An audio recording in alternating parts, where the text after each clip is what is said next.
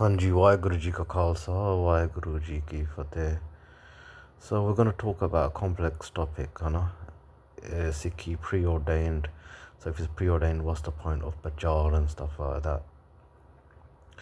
So Guru's Kirpa, I've read Sri Granth Sahib Ji from start to finish a few times, So when some people talk about topics, they read an article, and the article have one cherry-picked Gurbani quote, which sometimes it doesn't. It's not in the right context, because sometimes you have to have the whole Shabbat there to see what context. Sometimes it's metaphoric, sometimes it's misunderstood. So when you read Guru Granth Sahib Ji, all of it, then you get a more better gist of what the message of Maharaj, the personality of Maharaj is. So that's why I always say, always start a sage part and make it your life goal, at least to go through Sri Guru Granth Sahib Ji Maharaj once, So even when you go through it, doesn't mean that you're expert or you know everything, It's still buddhi. It depends on your buddhi, your wasta, your spiritual, your spiritual stages, what you're at. As you advance in spiritual stages, then your understanding becomes better. The more naam simran you do, then you get more grace and you get more better spiritual wisdom, So anyway, this is my understanding, and I'm not saying I'm 100% right, but you are preordained. It's predestined if Guruji is gonna be in your life or not. Some people are condemned, they're given a manas janam, they're given a human life, but they don't have the Satguru, so they don't have any hope of merging until God shows mercy, and then in the next janam, in their destiny, is preordained that the Satguru will come in their life. Now, in this life, the Satguru, some of us are born Sikhs and we go to the Gurdwara on the day that we're born. But then the Sikhi journey might not activate till some people are 18, 19, 20. Some people are born as Sikhs and they don't really get into Sikhi much. But that's not the Guru's fault. The Guru has ordained the Guru in your life. You haven't climbed the ladder. You haven't made the effort. It's like a Guru has given you roti, prashadda in front of you. If you don't break the roti, scoop the dal and put it in your mouth, that roti is not going to give you nourishment. So Guru's in your life. Then you have like non-Punjabis that might not be born in Sikh families, but when they're 18, 90, they might go to some retreat or pick up a leaflet and the Sikhi thing activates. So people's Sikhi journeys activate at different times, but this is preordained.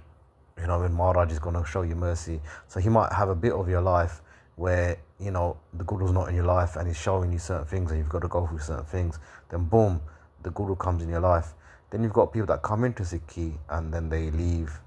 And you've got people that are born into Sikhi and they leave for other religions as well. But only God knows what's your destiny is meant to be written on your forehead. So then if Sikhi is preordained, then why do we need to do parchaar? The parchaar is motivation. It is there to guide people. It is there to, when you might pick up a leaflet, you might listen to a talk. It's to boost your Jivan, boost your Sikhi. It's to help you climb the ladder, because this is like snakes and ladders. The snakes bring you down, the ladders put you up, push you up. So we need more ladders, more ladders. The more ladders we can make, the better we can organize our panth, the better we can teach kids Sikhi, the better infrastructures we have. Hopefully the snakes won't be able to take us down our spiritual journey. We will need to just keep building more ladders, more ladders, more ladders. But there's only rare people that get to such kind of become Jivan Mukt. We'll go through a few Shabbats now. So the Guru is the tree of ambrosia.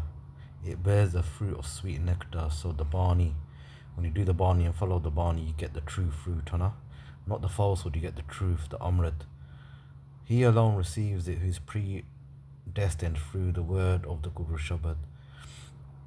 So it's when you're preordained, the Maharaj shows mercy, then you're destined to meet the Guru Shabad, and then that's how you get your salvation. You become Mukt, you go back to Sachkhand. The Atma joins Paramatma. One who walks in harmony with the will of the true Guru is blended with the Lord. The messenger of death cannot ever see him. His heart is illuminated with God's light. So Jamdoots won't come, he won't be born and die again in reincarnation. O Nanak, God forgives him and blends him with himself. He does not rot away in the womb of reincarnation ever again. Why? That's how deep it is. Enshrine the Lord's lotus feet in your mind. The sins of countless lifetimes shall depart. Chant the Naam yourself, inspire others to chant it as well. Hearing, speaking, and living it, emancipation is obtained. So chant the Naam yourself. So this is the parchaar that we need to be doing. We can't control the world. We can't control the state of the world, the wars, the gun in the world. We can't defend every crime. In our local Gurdwara, we can start a Simran session. You can have some impact on the youth in your local area if you get involved in the Gurdwara, start youth clubs. But the number one thing is Naam. If we can do Friday, Saturday, or even Thursday, Wednesday, Thursday, Friday, evening Simran classes or something like that, not Simran sessions, sorry. You see the youth in your area when it starts growing, like most of them will come once a week as well, and that's, you inspire, you do parchaar, you do good leaflets, articles, blog spots, or on the internet, posts, videos, vlogging, anything to inspire people to Sikhi is what we should be doing. But obviously, it's preordained if the Guru's gonna be in your life or not. From loads of Bani quotes, I'll maybe show you one more. Kabir, remember the Lord in meditation only when the need arises. You should remember Him all the time. You should dwell in the city of immortality, and the Lord shall restore the wealth you lost. So we're all born, we all come from purity, we all come from Paramatma. When we go into the mortal world, Atma, then the Maya takes over. When Maya takes over, we do bad, evil deeds, through greed, attachment, lust, anger, we do crimes. In previous janams, we lose our wealth, we lose our purity. When we start meditating on Waheguru, them sins start burning away, and then we start regaining our purity until we become Paramatma again. We become pure, free of all karma, just back to our origin.